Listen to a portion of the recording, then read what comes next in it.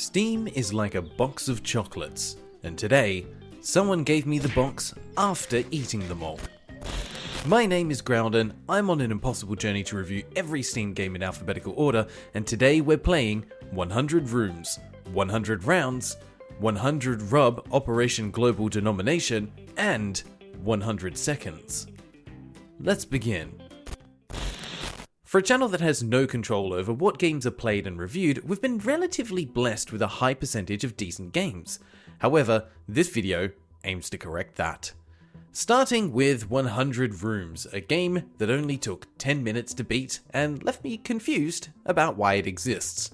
Developed and published by Gemini Game Studio and released on Steam on the 29th of March 2024, 100 Rooms is described as a walking simulator with a twist. Unfortunately for us, that twist is not in the form of gameplay outside of walking. In fact, they barely managed to qualify for that. Does it count as walking if you're only able to take a handful of steps before being teleported through a door to the next room? I'm not sure. Upon starting the game, we're treated to the first of 100 rooms and a single door ominously labelled with a 10. We'll come back to that in a minute, but first let's check out the settings. Here we have the usual suspects: toggles for windowed or full screen modes, a resolution setting that doesn't appear to work, frame rate limiters, view distance, post-processing, anti-aliasing, texture quality, and shadow quality. Most of these settings are pretty redundant, as it's not exactly a graphically taxing game. We're not looking at 8K wood and stone textures here, but the inclusion of them is still welcome. We also have music and effects sliders on the side, and I love that there is a pop-up text that explains the music slider by saying, "This changes how loud the music is." It's unlikely, but I suppose it is possible that 100 Rooms is somehow someone's first ever video game. I also find it amusing that the same pop-up appears for the effects volume slider. Right, let's get into the actual game. Step 1. Learn how to play the game. Step 2. Play the game.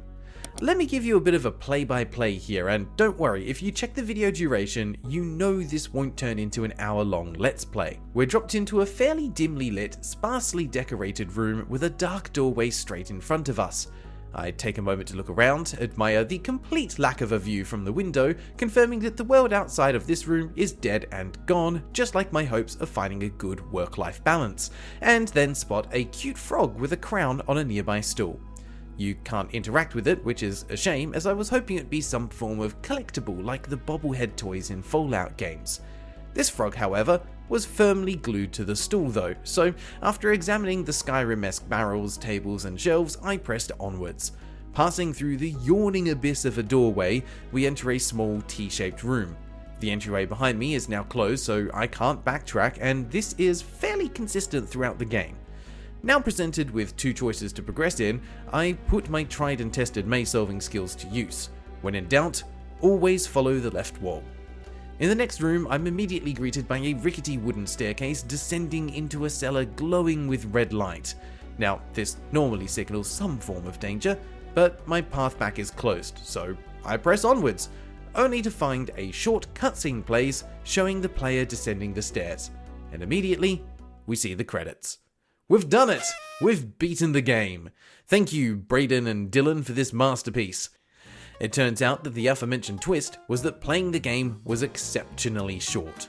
Now, I was sure that I must have missed something, so I played again, thinking that maybe the path to the finish is randomized, so it's a different maze every time, but no, it was exactly the same. And yes, the door closes behind you when entering the final room, so you can't backtrack and explore. Well, I did notice that a second mode unlocked, so let's take a look.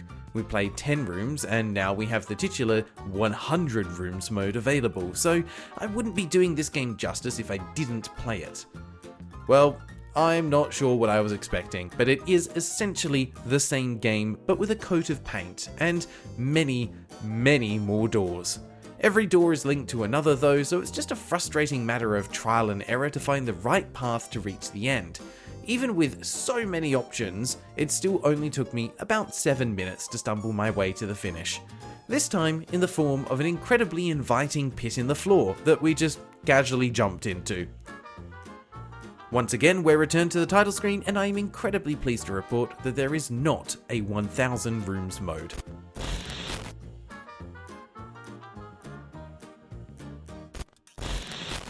I've seen the comments, and I acknowledge that I'm often pretty lenient when it comes to recommending or not recommending games. I try to approach it from the mindset of someone who is a fan of the genre of the game in question, and ask myself, if I loved these kinds of games and would happily play only that one genre for the rest of my life, would I want to play this game? And today, the answer is firmly no. 100 Rooms is technically a game, but it feels like a student project. You know, something that a couple of people worked on for a few weeks and then handed in for an assignment. This time, the brief was, make a first-person exploration game with non-linear progression, but a defined goal. So, they did. And then one of them had the bright idea of uploading it to Steam to sell for $1.50 dues. I mean, this is all speculation, but if the shoe fits... Well, the other possibility is that it's a simple cash grab asset flip, but hey, we're giving the benefit of the doubt here, but it says something that it being a school project is the best case scenario. This game also has one other Steam review by a user called Larethiel, great name by the way, which when translated from Spanish reads, he has absolutely nothing, literally nothing. He just walks through the same 5 rooms pointlessly until the exit magically appears. He doesn't have any kind of criteria or logic to follow, he just walks like a brainless person, door after door, and that's it. 20 minutes to complete the 2 maps of the game. It is also mentioned that there are Easter eggs, which is a lie, since the rooms on the second map are completely empty, so you will find little, and the first map is always the same assets. There is no interact button even, so let's know what Easter eggs are. Yeah, I have to agree with all of their points. This is simply a nothing game, and as such, my final rating for 100 Rooms is an empty room out of 10. This is where I would put the gameplay if I found any. Moving right along to the next and somehow worst game for today, 100 Rounds.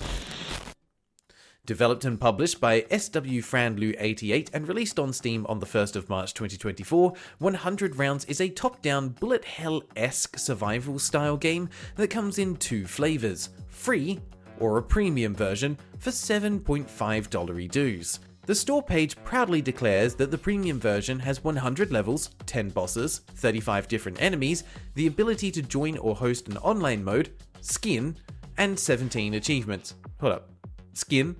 Yeah, I didn't realize how creepy that sounds as a term when you accidentally fail to pluralize the word. Anyway, by contrast, the free version has 80 levels, 8 bosses, 23 enemy types, and the ability to join but not host online matches. Oh, and no skin. It's skinless. Also, achievementless, which is a new word I just made up. Just like the entire game, apparently, because even after re-downloading and installing it multiple times, it simply refuses to launch. I tried every trick I know, including reaching out to the developer via the discussion section, and no dice. So for now, the closest we'll get to gameplay is the trailer on the store page. Riveting stuff. It really looks like I missed out on a banger here. Or perhaps not, as inspecting the trailer and screenshots more closely reveals an abundance of AI-generated art. It's been used to create the backgrounds and a lot of enemy art. However, in the devs' defense, they do claim on the store page that AI wasn't used. Oh no, that's because IA was used, which is very different, and they only used it to make the images and texture, but everything was mad by humans, so it's fine. And we know that the game must be perfect, because according to the screenshots, this is Vesrion 1.0.0, the best Vesrion of this game that could ever exist. Actually, maybe I'm glad that this game couldn't launch.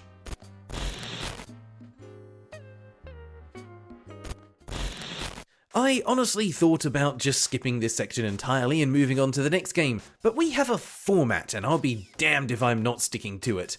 I don't really have much to say about the game other than that I'm a bit disappointed that I'm not actually able to play it, but not too disappointed. We've seen games before like Squishcraft that have an objectively horrendous art style, but are incredibly clever and devious mechanically, which proves what we already know. You need more than good graphics to make a great game. And then we have 100 rooms, where we have clashing art styles as a result of what AI can create, being backgrounds and character art, and what AI can't create, which is Exhibit A, everything else. Not that it matters, because the final result is simply unplayable, and that's why my final rating for 100 rounds is Finish Round 1 out of 10. You might have forgotten to remove this achievement, but you also forgot to make your game work. I hope that's on your list of other things to do. Moving on, let's look at a game that hopefully works. 100 Rub, Operation Global Denomination.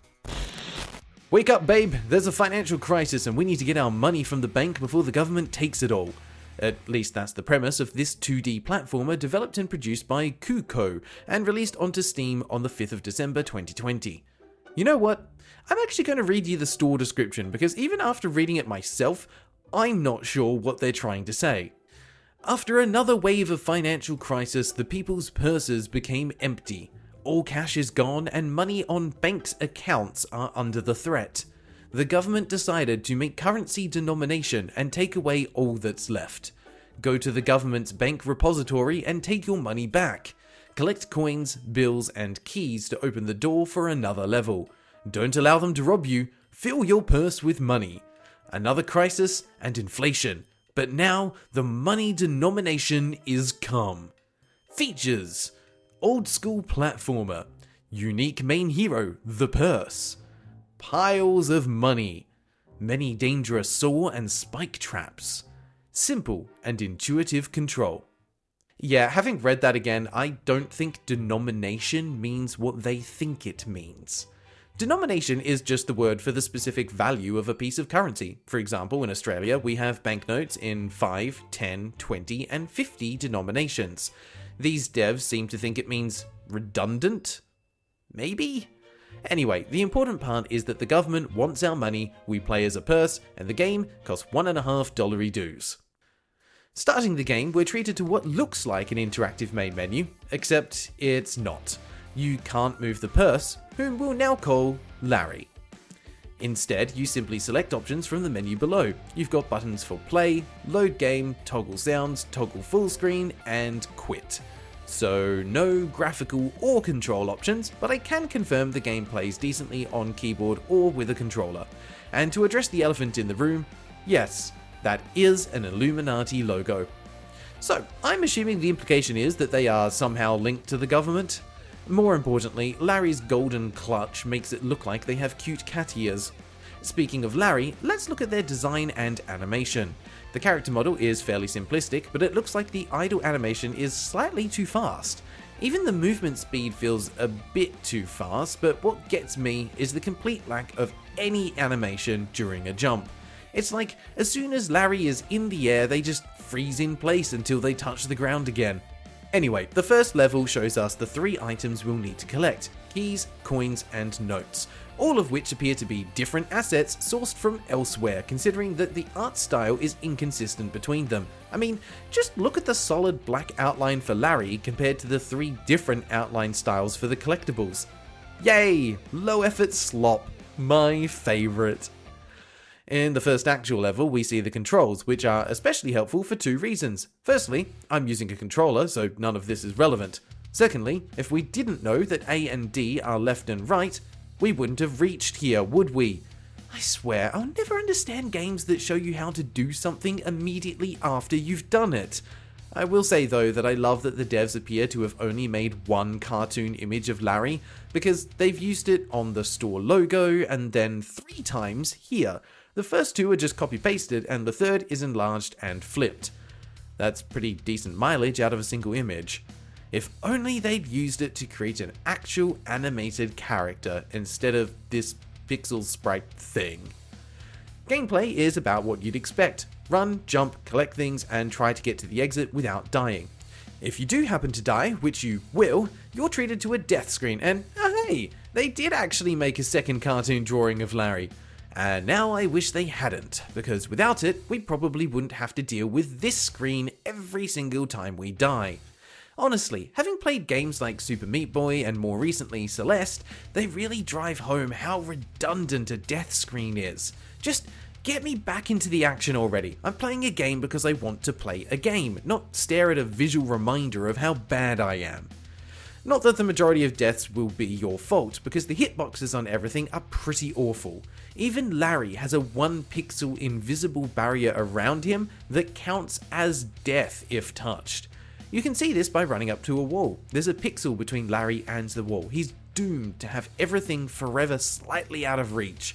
And as a result, many deaths are simply not your fault, because you'll bump into the edges of walls, spikes, saw blades, etc. simply because you thought you had a little more room than you actually do. I also find it strange that while there is a death screen, there isn't a level complete screen. Touching the door at the end instantly teleports you to the next level.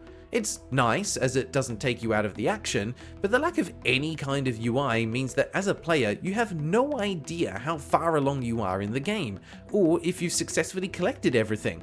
Even the original Super Mario Bros. Had a UI that showed you what level you were on. How do modern games still manage to go backwards by comparison? Thankfully, if you return to the main menu, there is a level select screen that allows you to see your progress and choose any level to start from, but you can't play a single level in isolation. Level design is pretty all over the place, but there is a decent, steady increase in difficulty. They managed to avoid any weird difficulty spikes, so well done devs on that front. The levels themselves are inconsistent though, with some having a scrolling view while others are zoomed out to show the entire level at once. In hindsight, not sure if that was intentional or a bug and the camera wasn't configured correctly for that level. Mild spoilers ahead, but I doubt anyone will care. There is a final boss, the only enemy in the entire game, and it's the Illuminati logo, with bat wings. In all honesty, the game would have been better off without this, as you may have noticed something quite important about our poor purse-lipped Larry over here. He doesn't have any attacks. And he doesn't gain any special abilities for this moment either. No, you found all the Chaos Emeralds and go Super Saiyan to win, blaze of glory. Instead, we do what we've done for the entire game so far. Run, jump, and collect money. Every few attacks they'll shoot money instead of a saw blade, and eventually, after collecting enough money, the Illuminati will just give up and die, presumably because they ran out of money to throw at their problems, namely Larry. Upon defeating the boss, we're treated to a mini end credit sequence and thanked for playing the game. Getting to this point took roughly half an hour, and it should be noted that there was only one piece of music that played for the entire time. I don't know about you, but I wouldn't want to listen to my favourite song for 30 minutes straight, so listening to fairly generic metal on repeat isn't exactly ideal. There is an extra challenge in the form of hidden gems, of which I only found one, and these would add more replayability to the game. It's possible that collecting all of these unlocks a secret level, boss fight, or alternative ending as indicated by the special looking door right before the final boss, but I honestly have no interest in finding out what it is, because I just know deep in my heart that like the rest of the game, it's going to be disappointing.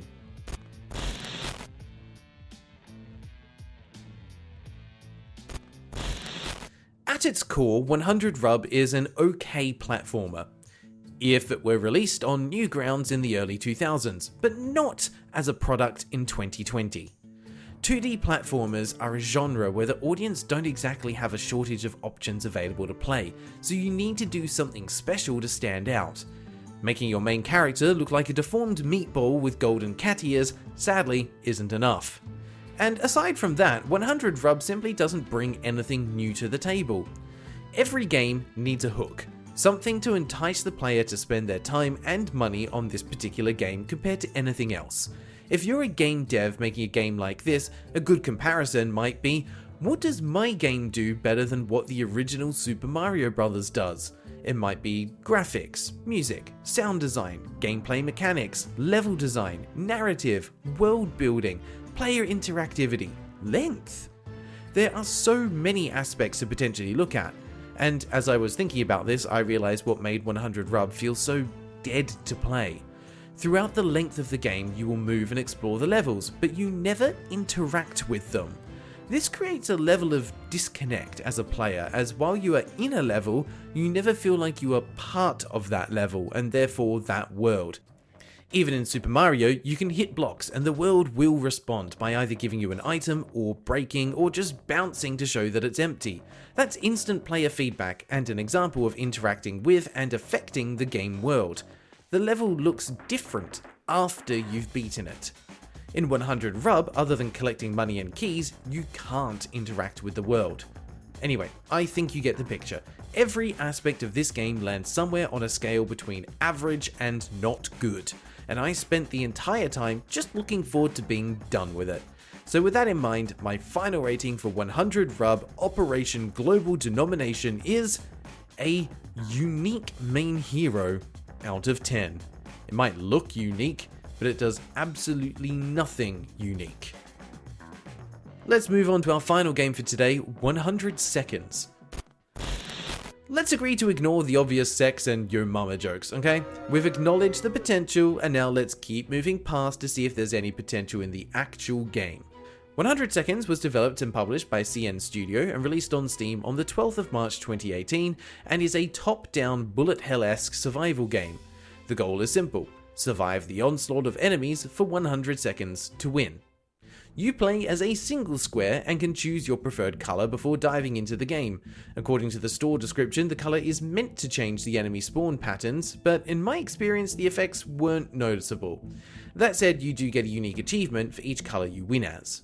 So, let's look at the game, starting with the main menu. As expected for a game with pretty minimalistic graphics, the menu is also minimalistic, but also with kind of spooky music. There isn't a settings menu, but there is a section for volume, which is the strangest way of adjusting volume I've ever seen. So far, anyway. No slider, just listed increments to choose from. The control section is pretty much what you'd expect, but it does support gamepad, so that's a win. You can't rebind anything though, not that you'd really need to given how simple the controls are. There's not really anything else, so all that's left to do is dive into the game. There's no tutorial, and I kind of like this approach because everything is simple enough to figure out without one. Move the cube, shoot at anything that isn't a cube, and try to survive. New enemies will spawn at set intervals and they appear as an outline that slowly fills in. Once complete, they become active and aggressive. Different shapes behave in different ways as well. Circles move towards you, with smaller ones moving faster than larger ones, and pulsing ones acting as bombs that eventually explode. Triangles stay in place and will shoot at the player, and circles with a cross on them are stationary bombs that explode if shot. There are also squares which are just there. Truly the golden retriever of shapes, just happy to be part of whatever is going on.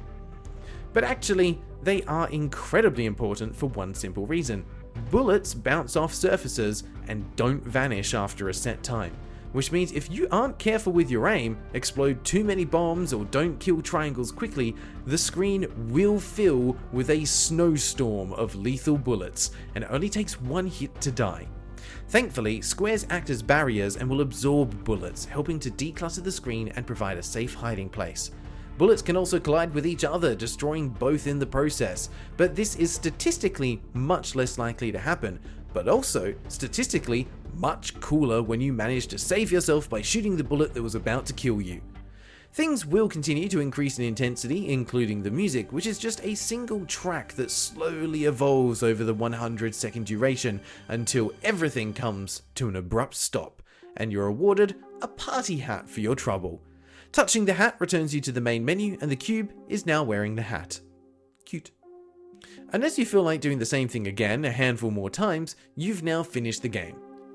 I was curious though. Maybe the different colours had different abilities or increased in difficulty, but that's not the case. Unfortunately, the difficulty is somewhat random, as the spawn rates for enemies are also somewhat random. Sometimes it's a handful of circles and squares, and sometimes it's 3 to 4 triangles plus bombs all at once. It could definitely use a once-over in the balancing department, as it currently feels a bit BS when you get a hard wave early on in the run. Interestingly, there is one difficulty increase in the game, and I can only assume it's intentional and yet somewhat accidental that it happens when playing as the black cube. Strangely enough, trying to locate a black cube with no outline on a black background is kind of impossible. There are only 2 ways to know where you are. You can watch where the enemies are tracking towards, or you can shoot. But remember, you can't shoot too much because the screen will fill with bouncing bullets and you won't be able to dodge them without shooting to see where you are. Yeah, this one was a bit silly, but I still managed to beat it, and there is an extra achievement for beating the game as every colour. Still not sure it was worth it though.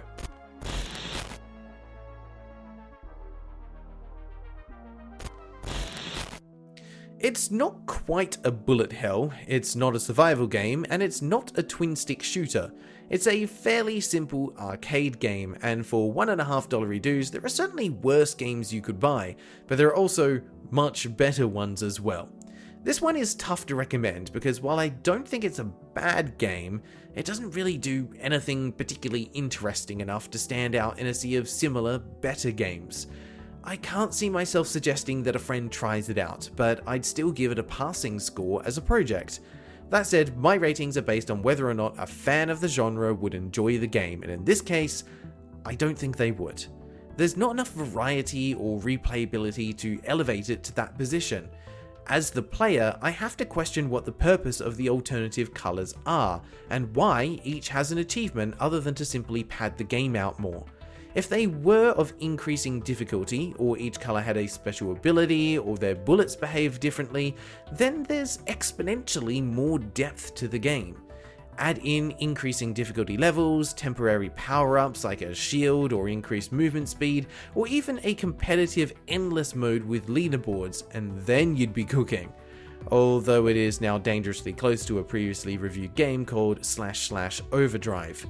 I think that 100 Seconds has created a fairly solid foundation for a game, but it doesn't have enough substance to stand on its own yet. And that's why my final rating for 100 Seconds is Indigo out of 10. It's pretty similar to Blue or Violet and doesn't stand out as special in the mix of other colours. Thanks for watching. Welcome to the end of the video. Today's Larry is sponsored by Lampyridays. If you'd like to sponsor a Larry, check out the membership options below. If you're already a member, thank you for supporting the channel and allowing me to continue this silly project. And as always, a special thank you to our Knight of the Holy Grail, Freaky Feline. If you haven't stopped by a live stream recently, make sure to come check out the next one, as we're playing bingo during the streams, which is a lot of fun. That's all for now, so if you made it this far, here's a sneak peek of the next game. And until next time, take care.